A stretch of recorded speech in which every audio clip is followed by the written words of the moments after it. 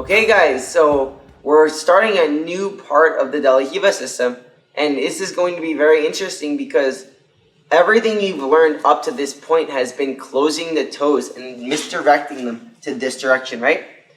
But what you're going to learn is the biggest defense for this style of De La Riva is going to be the person opening their toe. As well as we learned in previously, we're always trying to keep the foot below our butt, the hip line, right? But a big defense to De La Riva is going to be walking your foot above the hip line and opening your toe. So what you're going to learn is how we address this particular scenario.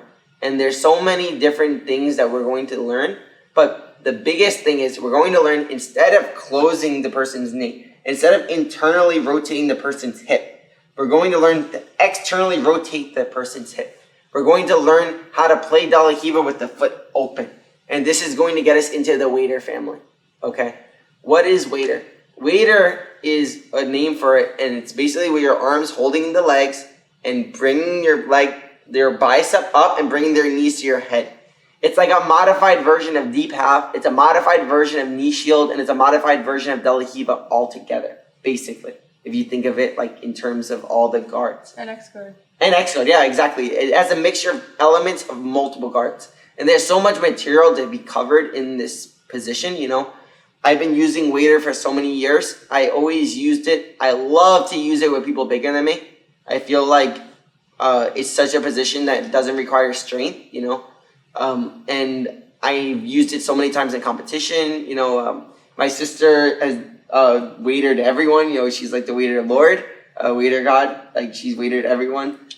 I think she waitered Bia Mesquita like 3 times to the back. Mackenzie Dern also she waitered, I think. Like, she's waitered so many people, you know. So it's a position we studied a lot, and like I worked hard on like so many years, you know. And it's such a effective move that you could do from literally everywhere. You're going to see so many different ways we get into waiter in future series, and you're going to learn how many angles you could make in waiter to achieve the back.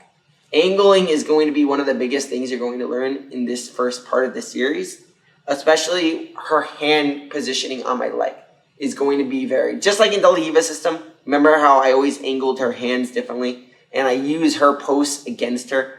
You're going to learn so many different elements of that in this, okay? And we're going to continue more and more and get in depth in how I change angles, and each angle change I do is going to be significant in us accomplishing and achieving the back, okay? That's what you're going to see over and over in this series, how we're angle changing, how we're achieving, but we're always going to arrive in the same spots that we arrived in previous spots of the series, okay? That's what you're going to notice over and over when we're doing this. I start this series closing the foot again and underhooking the back leg, just because you're going to learn what underhooking does in general. Then we get into opening the knee. But you're going to see that every time I end waiter closing the knee, I end up in the exact same spot in both parts of the series, which is so cool to think about how both spots were ending up in the same spot. I keep saying this over and over, and it's repetitive, but it makes sense. I'm driving a car, and I want to arrive here. I take this road here. Now, instead of taking this road, I'm going to take another road and end up in the exact same spot as I did before. The same destination, just a different road. That's all waiter is compared to closing the knee De La Riva. Future series, you're going to learn 70s-30. You're going to learn my footlock position. You're going to learn many different types of leg positionings from these spots that will enable us to get to the same spot also. Because all of them enable us to get behind her, get to her back. Again, we're going to keep pushing the concept, and you're going to keep understanding the concept that every time I'm going to the back, I'm not trying to barrel bolo her. I'm trying to baby bolo. I'm trying to go all these different back takes with her butt off the floor. Then the second I go for those back takes with her butt off the floor, she sits down. Now where are we? We're in barrel bolo. We're in our sweep system. We're in our footlock system. We're in World 1, World 2. All of those things come together, you know. It's so much fun for me to teach like this because it's really set up in a way that everyone could follow each system in each spot we arrive, right? I feel like that's the biggest thing that you're going to learn about how I see Jiu-Jitsu. I don't just see it as a bunch of moves. I see it as a conceptual map of spots. And each spot we get to, I have a system. And each system is based on that spot, you know. And that's how every spot in jiu-jitsu should be. And we never force a spot. We have to have an answer to every reaction. That's my job to give you, you know. I spent so many years working on this. Now you guys get to skip all those years. You would have to figure out all the answers to the reactions because I did it for you, you know. That's how you have to see it. Just follow what I'm saying. Listen to what I'm saying. Each reaction is set in stone. We follow it. We go with it. And we're going to have an answer to each spot, okay? We're going to keep building on this. There's going to be many parts to this, okay? And like I said, I'm going slow in depth because I want each of these things to be customly made for you.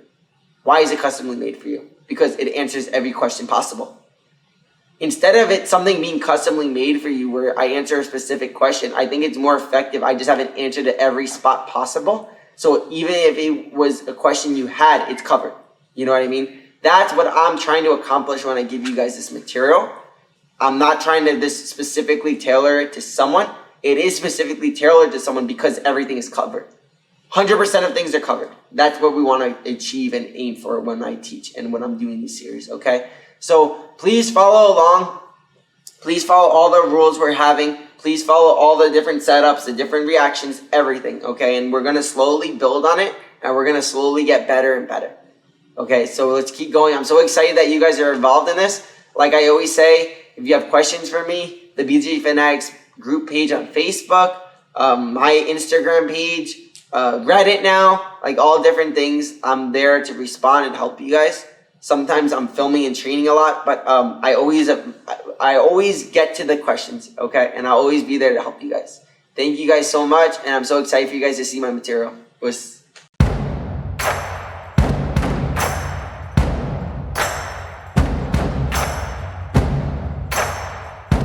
Okay guys, so now we're going to get into the underhook in De La Riva. Now, I'm going to explain underhooking the front leg, but before I do that, I'm going to explain underhooking the back leg. What is an underhook? An underhook is when I'm flexing my bicep and turning it in. This control is amazing in so many ways, but one being most important, that you're able to turn the person's knee inside when I have an underhook. Probably my favorite way of playing De La Riva is with the underhook. I waited to this point to get to the underhook because I wanted to build up understanding the body positioning first. Because what I've noticed is people that play with the underhook, they kind of get lazy with their positioning of De La Riva once they know how to do the underhook because it's so much stronger, you know. So that is why I love the underhook. I'm gonna first show you the underhook controlling the back leg, and then we're going to get into the front leg later on, okay? I used this exact sweep against Alex Sadre in Worlds 2018 quarterfinals, and I catch the back leg, and I go for the underhook, and I'm able to use it as a sweeping mechanism to sweep my opponent, okay? So I'm going to be here. I'm going to be in De La Riva. I'm going to be over here. My foot's going to be on the shoulder. Like before, I'm going to have the hook. I'm going to put my foot on the ASIS. I'm going to hold the ankle. I'm going to be controlling the collar like this, right? She's going to be posturing. She's going to break my grip. I'm going to be here. So what am I going to do? I'm going to sit up, control the grip right in front of me. I'm going to get the grip here. Now what I'm going to do is I'm going to stretch, and I'm going to see if the weight's on the anchor or if I have to step on the floor. I feel like I can move myself around. She moved her leg a little bit, right? So before, I just underhooked the leg like this, and I would go for the back. But now she's going to change her base. She's going to try facing me. Look. So if we can just change sides, please. This is the new reaction. She's trying to face me here. So when I'm here, she's trying to face me. So what am I going to do? I'm going to feed my hand that's over here to her knee, like this. And when I do this, I have two options. The first option I'm going to show you is this. I'm going to, instead of sweeping her down, I'm going to pull the hip grip to me, and I'm going to pull her here.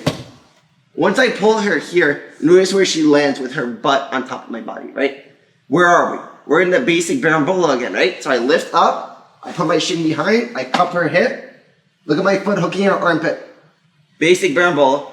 If you want deeper, like depth, if you want to understand the berimbolo way more in depth, you have to watch my first DVD of the berimbolo system. If you notice how I'm teaching you to get to all these different spots, and I'm going to have specific DVDs for that spot, right? So basically I'm here, I just cup the far hip, I use my shin here, and I stretch her body down to take that. Okay, so you see, when she tries facing me, what's happening? Her spine is being altered. Like, once her body's altered, she has no balance. But we're able to use this underhook grip to punch it to make her body fall down. That's what's happening in this spot, you see. First, we have the leg grip. So that is why it's so important for us to grab that underhook on the leg grip for the baby ball that we learned previously, right? Like, remember we learned this when we were in De La Riva. I have the belt, and I go around her. I grab always here first, like this, and then I go here. Now you're learning why it's so much better to grab here. Because when she tries to face me, look how I can feed my hand to her knee. Once I do this, look what I'm going to do. I use my shoulder to pull her body on top of me like this. And look how I get my shin on top of her body. Once I get to this spot, look how strong I am. I can let go of the belt and grab the hip here, doesn't matter. I just keep my frame on the ASIS so she can't come on top of me, you see? And this leg here is keeping her up. So my shin is on top of her leg like this, look. You see how my foot and shin are on top of her leg? That's how I'm seeing strong. So now both shins are on top of her leg. Look at this back leg. So what I'm doing is back off. You see it? I'm like this with both my legs. See how I'm like letting it sit on top of me like a table? I'm letting her sit on top of me. Once I let her sit on top of me, I bring her to me, I cup her hip, and I stretch. But it's so important you understand how to have the person sit on top of you. Because if you don't understand this, you'll feel that the person's really heavy. You'll feel like you're using so much strength. It's just positioning your body correctly where they're just laying on you. There's no weight on me. I'm just leaving my legs like this. I pull and I stretch. Okay, so we're here in De La Riva. I'm here. She postures, she breaks the grip, I sit up. I get to this. I pull, I stretch, I get around her. Change the angle, please. No. Change the angle. Here. When I get here, look, I'm gonna underhook the leg because remember what you learned previously. When I underhook, I can go here to baby ball up. But when I start underhooking, she's gonna try to face me. She's gonna try to defend. So what I'm gonna do is, the leg is far from me, right? All I do is I use the underhook with my bicep to pull her leg to me like so. So bring your leg back over there. So I pull and I bring the bicep to me. You see? Now once I get here, look how strong I am. I can even use my hand as another frame on top of her hip. Now put weight on me. Look how there's zero weight on me right now. I have my shins on top of her. I have my hands protecting me, you see? And now look at all I have to do. I just let go of this. I move my hand. I cup the hip. Once I cup the hip, I bring my shin down and I stretch. Now I can take the back. So again. Here. De La Riva. I get to the ASIS or the belt, whichever I prefer. I go around. I start getting this grip here. She starts trying to face me. So now what am I going to do? All I do is I grab the knee, I punch it, and I bring my hand on top of the leg like this. Notice when I use my hand on top of this leg, put weight on me. Look how it's impossible for her to put weight on me. Are you trying to put all your weight on me right now? Yeah. I feel like there's nothing on me, you see? It's because I'm using this, and my shins. So I'm using both hands. I'm using my shins on her body like this, and my hands like this. So there's zero weight on me right now. And now I just control the hip. I move my hand to the far hip, and look what I'm going to do with this leg. I'm going to bring my hook to her leg like this. Down. Down. I'm going to bring her butt below me now. Down. Down. Connect my hips to her hips. In the rules of Berimbolo, we learn this. Now I can tuck the back. Again. Here. I get here. I step on the floor, I go here. You see, I always go for this small underhook grip. That is the reason why. You learned the basic baby bolo, and I didn't really explain deeply why we grab this. It makes it hard for the person to face us, right? But besides that, because I have this grip, look what I can do every time. I just lift up and I get the knee grip here. Once I get to here, look at my forearm and hand protect her hip from coming on top of me. This is so important, guys. Now I have so much control of her body. I have a question. Yeah. What happens if I go this? Oh, I can't. You literally can't fall, right? Yeah. She's stuck on top of me. Her weight, she can't fall down. There's gonna be one more option after that she can do, but she literally can't fall because I have her full control of her hips. So now try to fall. Look what happens. She just falls into my lap. You see? Let me show it real speed.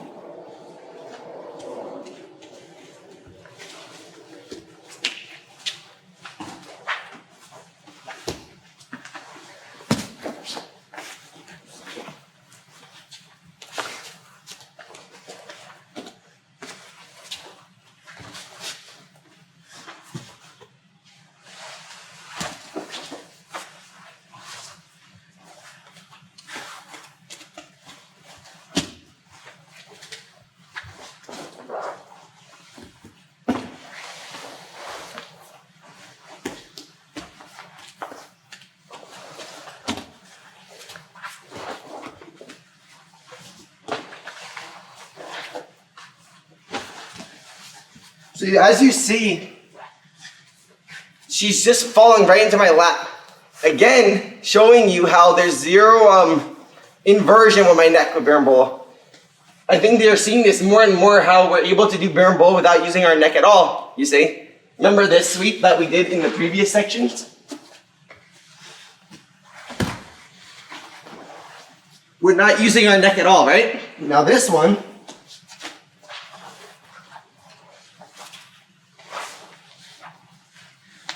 look at my neck. Zero on my neck. In both, all I need to do is bring my knees to my chest. Stand up, please. If I'm playing single like X, look at my knees on my chest. If I'm playing deep half, going at me, look at my knees on my chest. You see? So, what is the difference between this and playing those other guards? That is why I think that it's wrong to say like, oh, I'm not a flexible guy, I can't do berimbolo, because as you see, you literally could do it the same exact thing as X guard, deep half, because every guard in jiu-jitsu is the same, you know? Like, we just need to be able to bring our knees to our chest, essentially. So that's why I want you guys to have more of an open mind to berimbolo. I understand that double pull might not be like the go-to for like big guys and stuff. I teach it from there just so you have the attacks. But if you learn it, you can start using it from all these different setups. And then once we get to those setups, then we can use it to take the back exactly the same way without using our neck at all. Just doing this, that's all you need to be able to do, you see? And the mechanisms of the underhook are so important, as you see, how we're able to bend the knee, right? So that's the first position we did, like taking the back. Now we're going to get into the next variation after, when my opponent defends this one. We just learned our first variation from this underhook, that we get the catch, we get the grip, and we try pulling the person on top of us. But like we learned, when we try to pull the person on top of us, they're going to anchor themselves down this time. And when they anchor themselves down, it's going to be a sweeping opportunity for us. Because what do we learn in jiu-jitsu? What we learn is every time we attempt to take our opponent's back, they either give us their back, aka letting us connect our hips to their hips, keeping their hips off the floor, or they defend us taking their back. How? Putting their butt to the floor.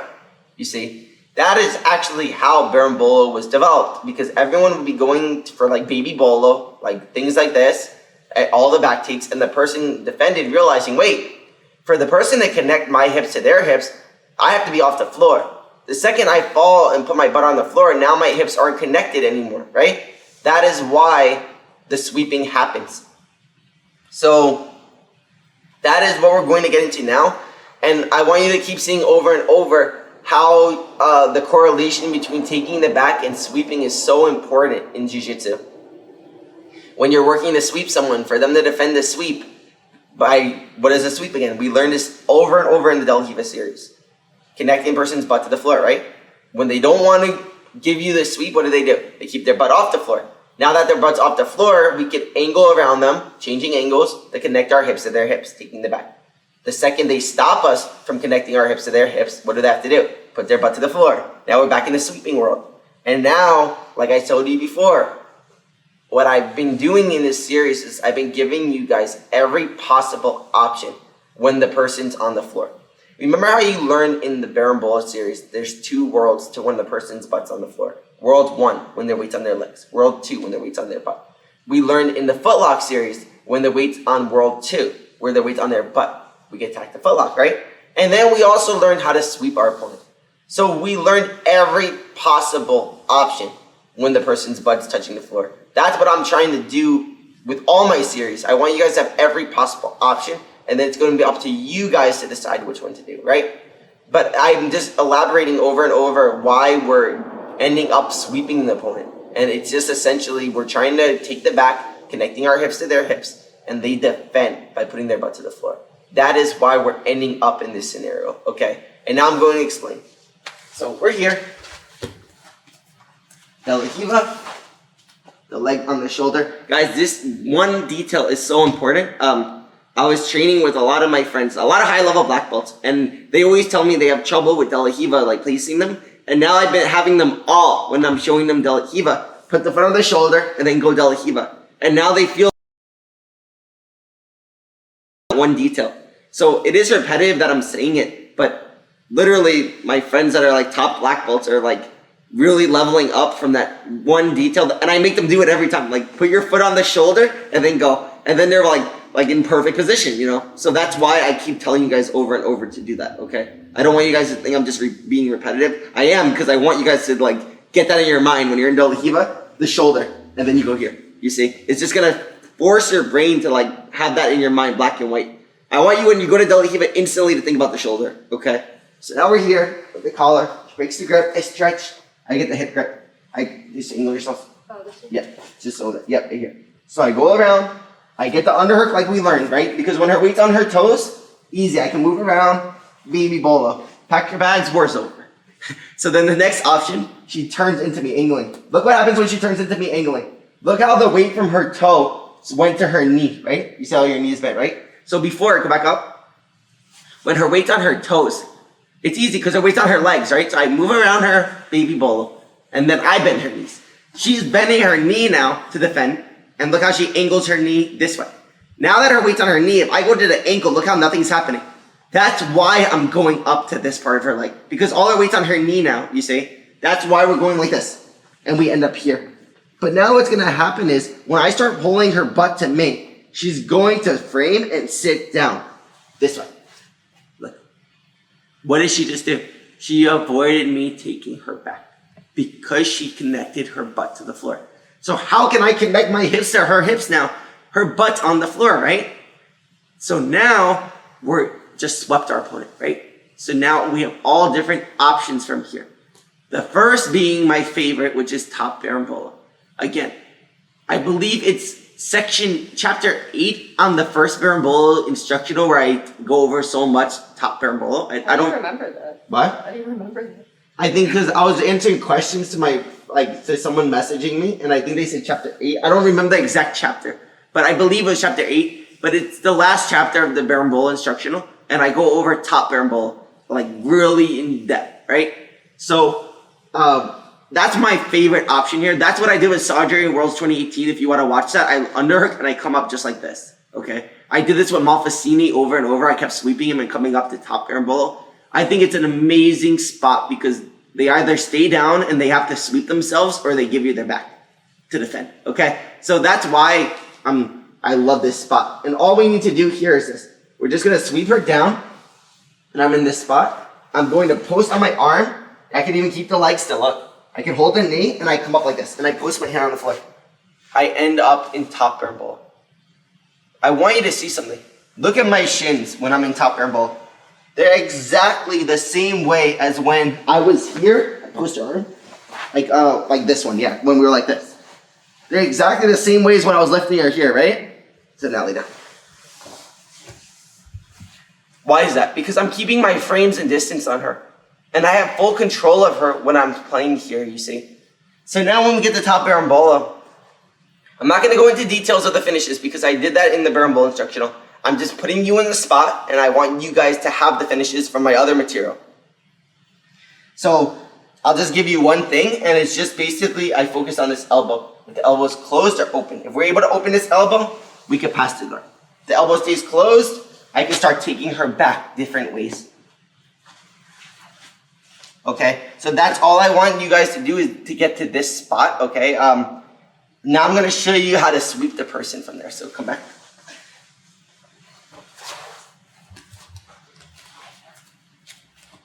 here.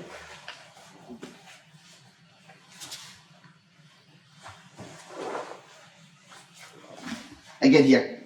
So now if I want to sweep her, look what I'm going to do. Instead of coming up to top berimbolo like this, all I'm going to do is I'm going to keep the underhook on her body. I'm just going to turn around this way. Or... Yeah. I'm going to keep the underhook on her body. I'm going to feel her knees opening. Yes, and I'm going to bring my bicep under her knee like this. I'm going to feed my hand to her belt if I can, or a collar grip, anything I can here. A lapel, a belt, anything. Now I'm just going to grab her collar. I'm going to come up like this. You see? Like a single leg with her leg trapped. You see, I really like to do this. I do this sweep more when I have the lapel. So stand up. Because we just learned how to use the lapel overhook, right? So when I have the lapel overhook, I love to do this. When I'm here, and I go around her, and I underhook here, I'll go here. And then what I'll do is I'll take the lapel and I'll feed it like this. Once I feed the lapel here, try to take your leg out. The only thing you can do is open this knee. Open your knee. Look how it sweeps you when you open the knee. Yeah.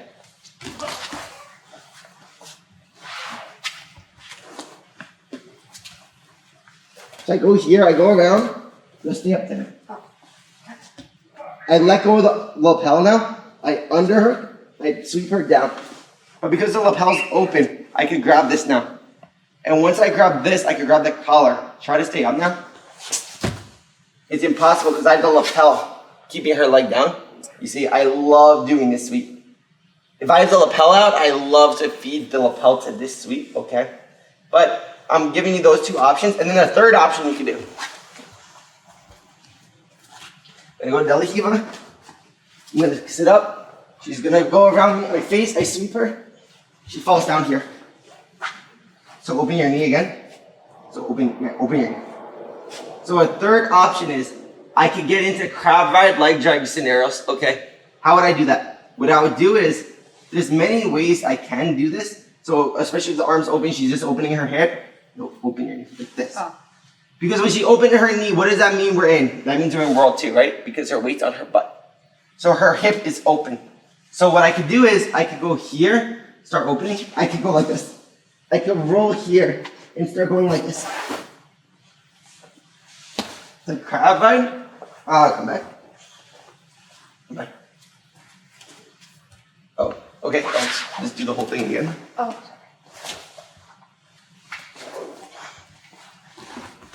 Open your knee. I can be here. I could switch, change, move this way, please. This way. Again, more.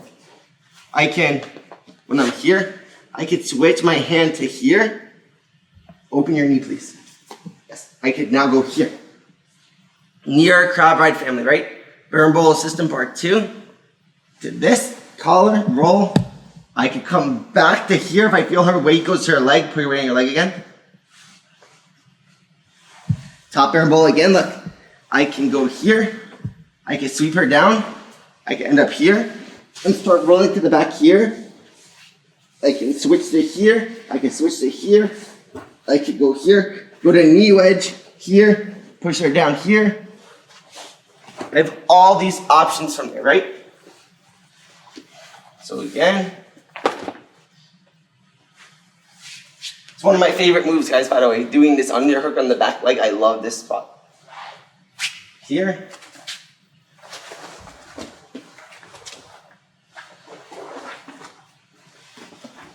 And notice, when I swept her this time, come back up. If I want to sweep her, look how easy it is for me to just connect my hand like this and just push her like this. Now I come up. Oh. Or I go here.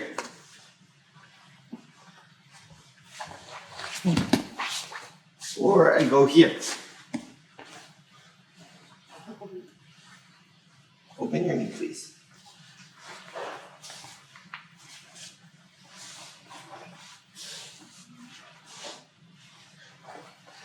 Again.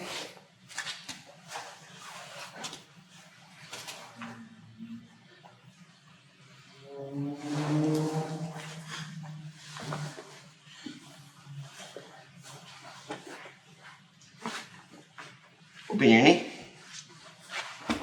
See, See, there's no way you could come up when I get this grip, right? No.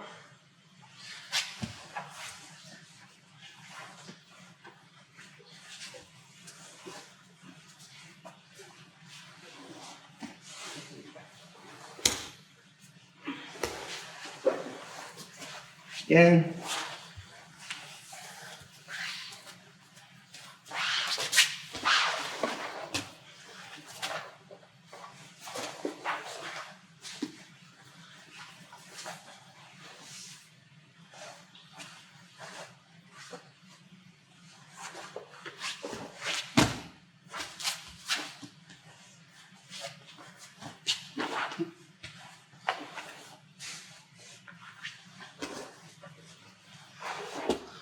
Yeah.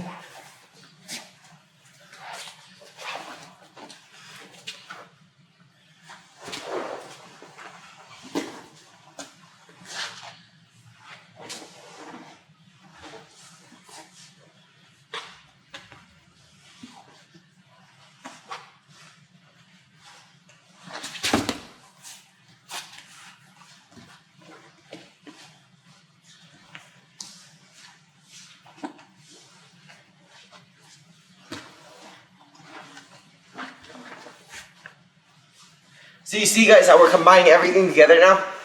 All the sweeps, all the worlds in one now. That's why we're doing it like this, okay? So I want you to practice all these together and we'll just keep continuing from here. Puss.